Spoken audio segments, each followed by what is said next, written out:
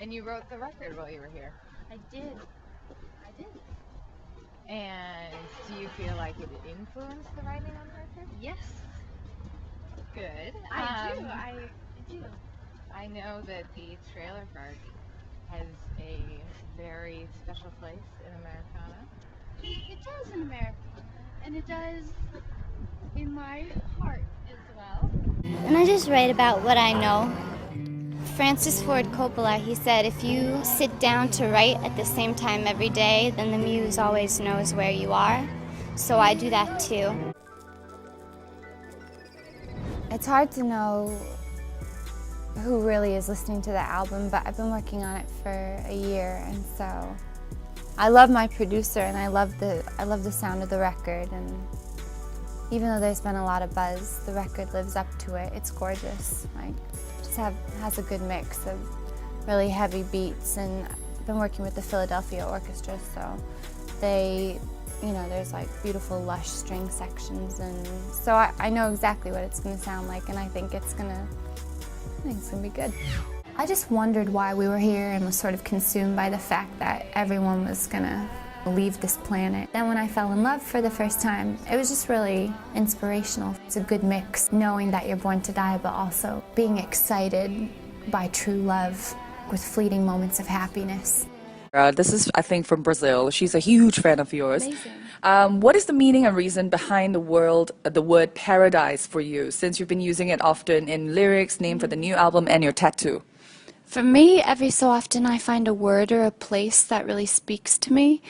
So certain words, I believe words are sacred. They're the one thing that translates across all the spectrums of humanity. So I believe in the power of really loving words, or really, in my case, I love really tropical words, or kind of words that suggest a heavenly afterlife, like heaven or paradise, or so I just really love words that have an exotic ring to it, and I kind of try and incorporate it into my music in hopes of manifesting my actual surroundings to kind of be as beautiful as those words. Yeah. Or pineapple, or coconut. Pineapple. They're exotic. They are.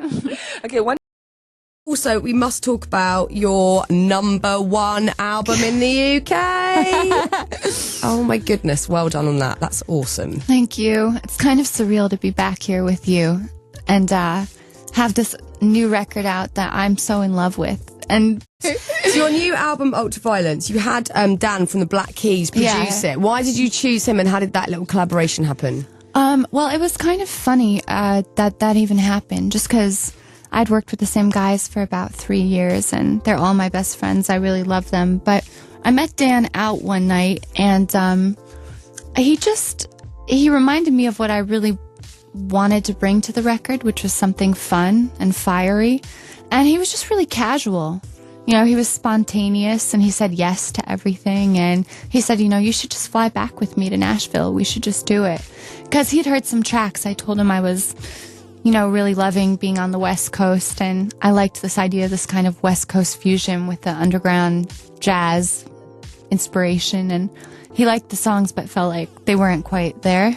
So we spent a month in Nashville and revamped everything, and nice. I really had the time of my life. It was fun. What a cool experience. When I got the vinyl in my hands and I was spinning it at home and taking the CD in my car, just driving up the Pacific Coast Highway, I thought, God, I'm so lucky. This is exactly what I meant, and at the end of the day, that's what it's about. Where did you make this new album, Lana? Where did you make Honeymoon? I actually made the entire record just in California. I didn't travel around too much. I worked with the same guy that I've done pretty much the last 2 records with, Rick Knowles. We were just in his studio in Santa Monica.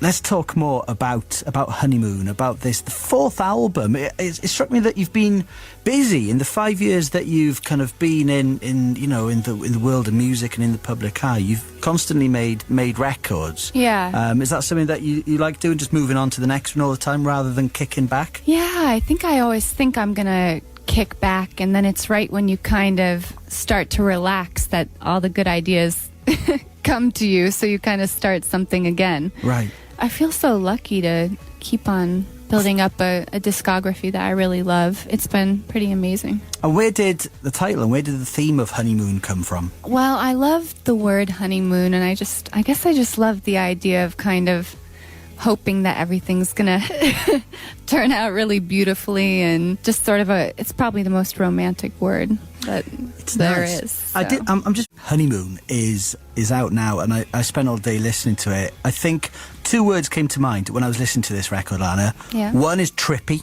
It is kind of far out. It's a trippy record, right? Yeah. And the other is plush. Now, your music's always been plush. Yeah. It's always been the worldly and, on a level. But this one, I think, takes it to the extreme on this one. Do you see, really? Yeah. I can't decide if it's really straight ahead or if it's really, far left. I don't know.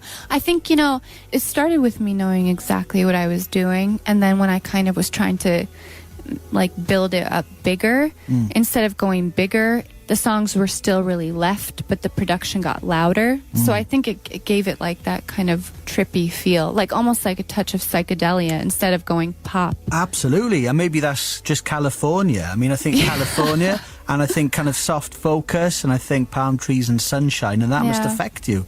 And it sounds brilliant. We're going to hear another. It did. It felt different. I mean, I was glad that the general vibe of it didn't end up being too different from the first few records I did, but was that a conscious choice? No, I feel like the melodies and the production were just kind of following what I had been thinking about over the last year and a half. But I kind of thought I knew where the record was going, and then 14 months into it, it took like a turn for me stylistically, so I wasn't really sure where we were going to end up. But I really love it. I've got a couple songs on there like Coachella that I love the production for, or a song called Cherry. Again, I love the kind of bluesy vibe in the production, so I'm happy with where Does it it